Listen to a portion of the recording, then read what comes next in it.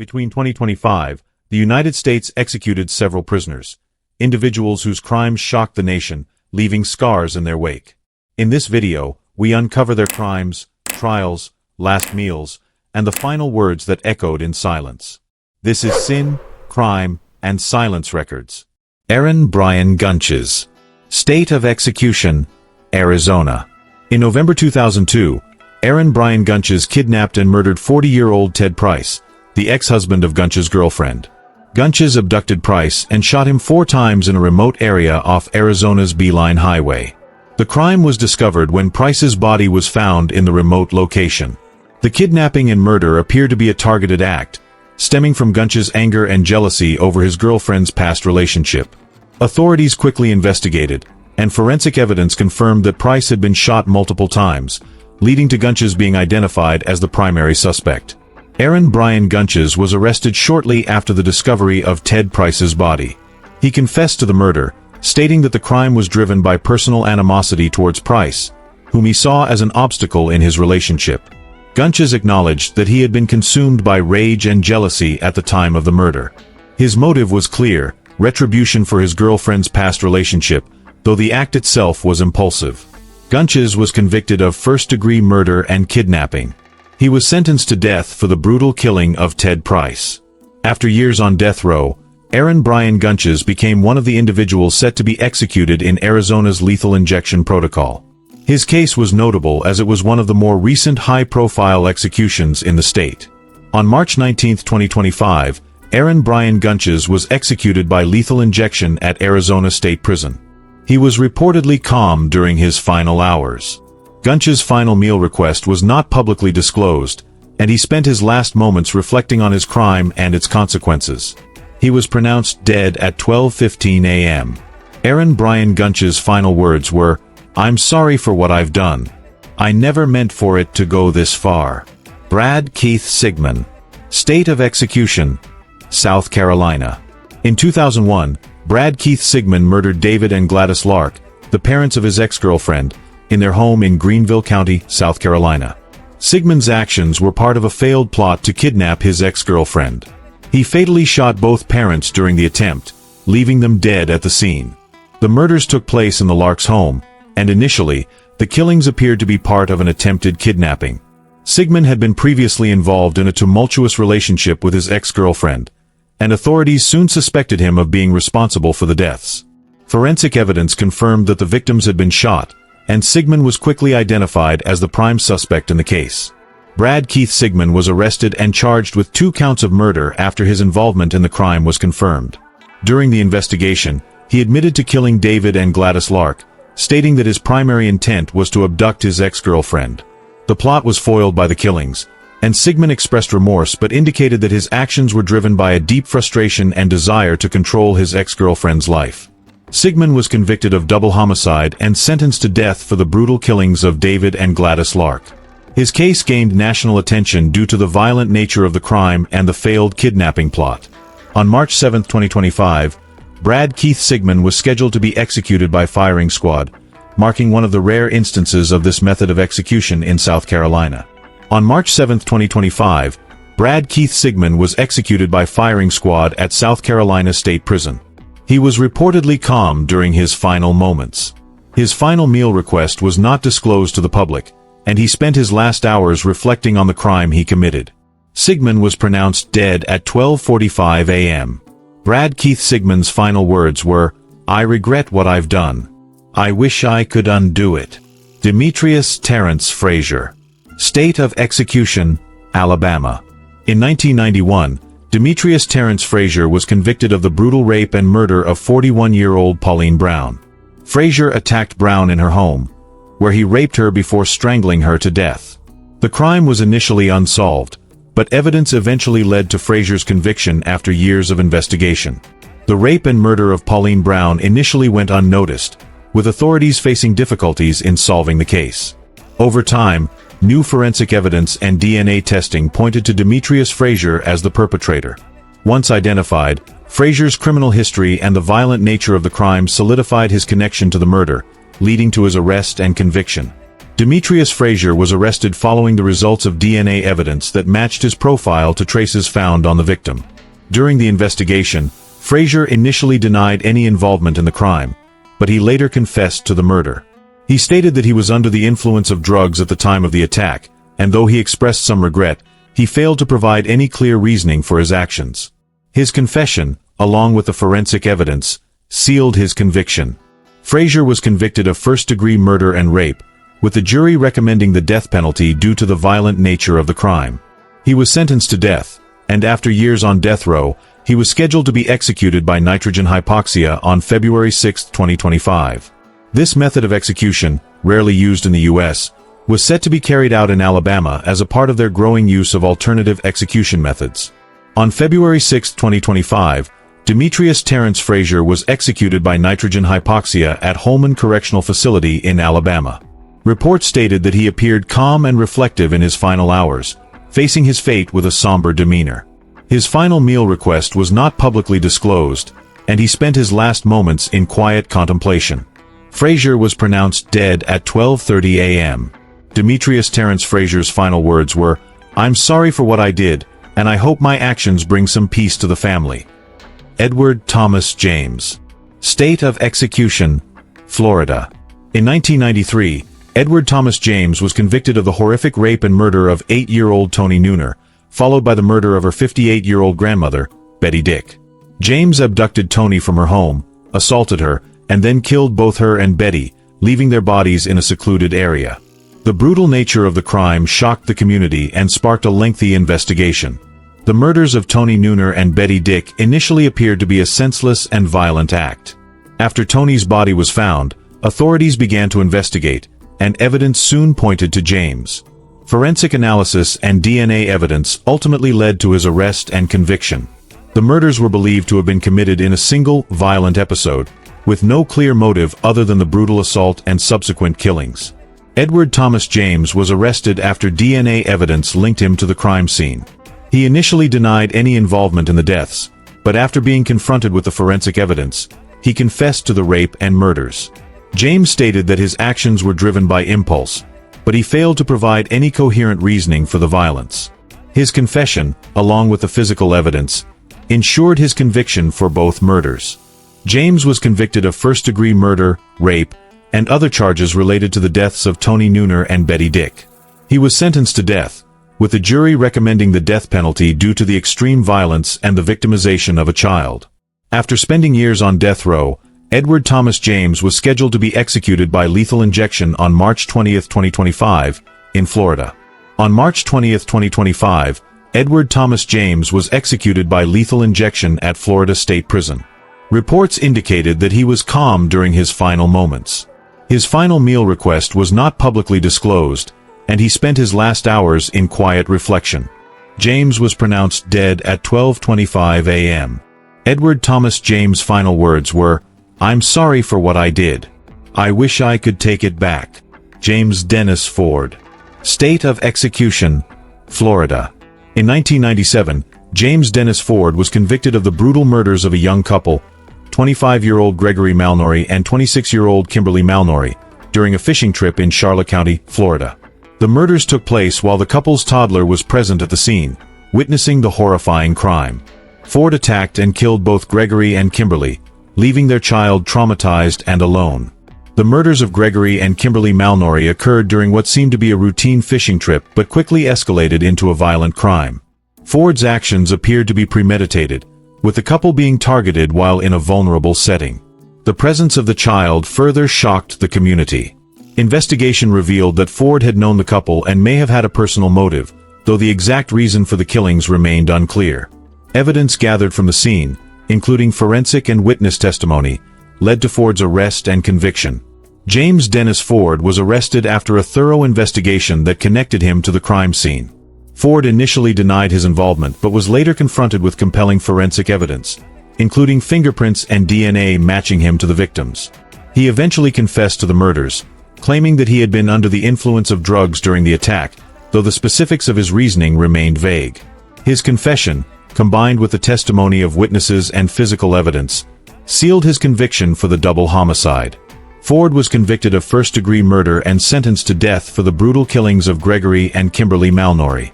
The presence of their toddler at the scene of the crime and the violent nature of the murders led to a swift trial and conviction. James Dennis Ford was scheduled to be executed by lethal injection on February 13, 2025, in Florida. On February 13, 2025, James Dennis Ford was executed by lethal injection at Florida State Prison. Reports indicated that Ford remained calm in his final hours, and he was said to have spent his last moments reflecting on his actions. His final meal request was not publicly disclosed. Ford was pronounced dead at 12:30 a.m. James Dennis Ford's final words were, "I'm sorry for what I did. I can't take it back, but I hope they can find peace." Jesse Dean Hoffman, Jr. State of execution, Louisiana. In 1996, Jesse Dean Hoffman Jr. was convicted of the brutal rape and murder of 28-year-old Mary Molly Elliott in New Orleans, Louisiana. Hoffman abducted Molly from her home, sexually assaulted her, and then killed her, leaving her body in a secluded area. The crime was both violent and senseless, shocking the community and sparking an extensive investigation. The rape and murder of Mary Elliott was initially a mystery, with authorities facing difficulty in finding leads. However, DNA evidence and forensic analysis soon pointed to Jesse Dean Hoffman as the prime suspect. As the investigation progressed, it became clear that Hoffman had a history of violent behavior, making the crime appear to be part of a pattern of aggression. The forensic evidence, including semen found on the victim, ultimately led to Hoffman's arrest and conviction. Jesse Dean Hoffman Jr. was arrested after DNA evidence linked him to the crime. He initially denied involvement in the murder, but when confronted with the forensic evidence, Hoffman confessed to both the rape and murder. He stated that the crime was an act of rage, though he failed to provide any clear reasoning for his actions. His confession, combined with the physical evidence and witness testimony, resulted in his conviction for first-degree murder and rape. Hoffman was convicted of first-degree murder and rape for the brutal killing of Mary Molly Elliott. The jury recommended the death penalty due to the violent nature of the crime and the victim's brutal treatment. After spending years on death row, Jesse Dean Hoffman Jr. was scheduled to be executed by nitrogen hypoxia on March 18, 2025, in Louisiana, a method that has recently gained attention as an alternative to lethal injection. On March 18, 2025, Jesse Dean Hoffman Jr. was executed by nitrogen hypoxia at Louisiana State Penitentiary, Angola Prison. Hoffman was reportedly calm in his final moments, reflecting on his actions. His final meal request was not publicly disclosed. He spent his last hours in quiet contemplation. Hoffman was pronounced dead at 12:40 a.m. Jesse Dean Hoffman Jr.'s final words were, "I am sorry for what I did. I can't change it, but I hope she can find peace." Marion Bowman Jr. State of execution, South Carolina. In 2001, Marion Bowman Jr. was convicted of the murder of 21-year-old Candy Martin, a friend who was found shot to death and burned in the trunk of a car. Bowman killed Martin in a violent and premeditated act, before disposing of her body in a secluded area, attempting to destroy the evidence by setting the car on fire. The murder of Candy Martin was initially shrouded in mystery, with her body found in the trunk of a burned car in a remote area. Early investigations led to a dead end, but forensic evidence and witness testimony eventually pointed to Marion Bowman as the perpetrator. It was discovered that Bowman and Martin had been friends, and the crime appeared to be the result of a personal dispute. The brutal nature of the killing, involving both gunshot wounds and arson, shocked the community. Marion Bowman Jr. was arrested after investigators uncovered physical evidence linking him to the crime scene. He initially denied any involvement but later confessed to the murder after being confronted with evidence. Bowman stated that the murder occurred during a heated argument, but he failed to provide a clear motive or reasoning for his violent actions. His confession, combined with ballistic evidence and witness statements, led to his conviction for first-degree murder. Bowman was convicted of first-degree murder and sentenced to death for the killing of Candy Martin. The brutality of the crime, including the execution-style shooting and the subsequent burning of the victim's body, led the jury to recommend the death penalty. Marion Bowman Jr. was scheduled to be executed by lethal injection on January 31, 2025, in South Carolina. On January 31, 2025, Marion Bowman Jr. was executed by lethal injection at South Carolina State Prison. He was reported to be calm during his final moments. His final meal request was not publicly disclosed. Bowman spent his last hours in quiet contemplation, reflecting on his crime and the consequences of his actions. He was pronounced dead at 12:20 a.m. Marion Bowman Jr.'s final words were, "I'm sorry for what I did. I wish I could take it back." Michael Anthony Tanzi. State of execution, Florida. In 2000, Michael Anthony Tanzi was convicted of the kidnapping and murder of 49-year-old Janet Acosta, a Miami Herald employee. Acosta was abducted while visiting the Florida Keys, and Tanzi brutally murdered her, leaving her body in a remote area. The crime shocked the community due to its violent nature and the victim's profession. The abduction and murder of Janet Acosta were carried out with extreme violence. Acosta was visiting the Florida Keys when she was kidnapped by Tanzi, who later killed her and discarded her body in a secluded area. Initially, the crime was mysterious, but investigators soon linked Tanzi to the scene through forensic evidence and witness testimony. The motive for the crime appeared to be personal, though Tanzi's reasons for targeting Acosta remained unclear. His actions were described as premeditated, and the brutal nature of the murder made it one of the most shocking cases of the year. Michael Anthony Tanzi was arrested after forensic evidence and witness statements connected him to the abduction and murder. He initially denied his involvement in the crime, but after further interrogation and being confronted with overwhelming evidence, Tanzi confessed. He stated that he had abducted Acosta during a robbery attempt gone wrong, and things escalated from there, but his motives remained unclear. His confession, along with physical evidence, secured his conviction for kidnapping and murder. Tanzi was convicted of kidnapping and first-degree murder in the death of Janet Acosta. The jury recommended the death penalty, considering the violent and premeditated nature of the crime, as well as the impact on the victim's family and community. Michael Anthony Tanzi was scheduled to be executed by lethal injection on April 8, 2025, in Florida. On April 8, 2025, Michael Anthony Tanzi was executed by lethal injection at Florida State Prison. Tanzi was reported to have been calm in his final moments, reflecting on his actions. His final meal request was not publicly disclosed. He spent his last hours in quiet contemplation. Tanzi was pronounced dead at 12:35 a.m. Michael Anthony Tanzi's final words were, "I am sorry for what I did. I can never undo it, but I hope her family can find peace." Mikal Dean Mahdi. State of execution, South Carolina. In 2004, Mikal Dean Mahdi was convicted of the murder of Orangeburg Public Safety Officer James R. Myers. Mahdi shot the off-duty police officer at least 8 times before disposing of the body by burning it in a shed. The crime was brutal and premeditated, with Mahdi targeting the officer in a violent and calculated act. The murder of Officer James R. Myers was a senseless act of violence that shocked the community. Mahdi shot Myers multiple times before attempting to destroy evidence by setting the officer's body on fire. Investigators discovered the body in the shed, and forensic evidence revealed that the officer had been shot at least 8 times. Mahdi's actions appeared to be motivated by a personal dispute, and the violence of the crime led to a swift investigation that eventually identified Mahdi as the perpetrator. Mikal Dean Mahdi was arrested after an extensive investigation that led to his identification as the killer. Initially, Mahdi denied his involvement in the murder, but after being confronted with the overwhelming evidence, he confessed to the crime. He stated that he had been involved in a confrontation with Officer Myers, which escalated to violence. Mahdi's confession, along with ballistic evidence matching the bullets used in the shooting, confirmed his role in the murder of the officer. Mahdi was convicted of first-degree murder for the killing of James R. Myers, as well as additional charges related to the desecration of the officer's body. The brutal nature of the crime, coupled with the fact that the victim was an off-duty police officer, led to a sentence of death. Mikal Dean Mahdi was scheduled to be executed by firing squad on April 11, 2025, in South Carolina, making it one of the rare instances of this method being used for execution. On April 11, 2025, Mikal Dean Mahdi was executed by firing squad at South Carolina State Prison. He was reportedly calm during his final moments, reflecting on his crime.